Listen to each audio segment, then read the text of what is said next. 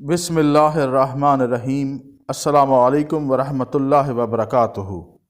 قرآن کریم میں 4 سبزیوں کا ذکر ہے: ساگ، کھکڑی، لہسن اور پیاز۔ قرآن کریم کی آخری وحی کے کاتب سیدنا ابی بن کعب رضی اللہ تعالی عنہ تھے۔ قرآن کریم میں 3 شہروں کا نام آیا ہے: یثرب، بابل اور مکہ۔ قرآن کریم میں 4 پہاڑوں کا نام آیا ہے: کوہ جودی، کوہ صفا، کوہ مروہ اور کوہ طور۔ قرآن کریم میں 4 دھاتوں کا ذکر آیا ہے: لوہا، سونا، چاندی اور تانبا۔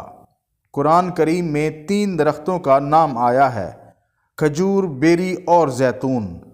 قرآن کریم میں 5 پرندوں کا ذکر آیا ہے: ہدہد، ابابیل، کوّا، تیتر اور بٹیر۔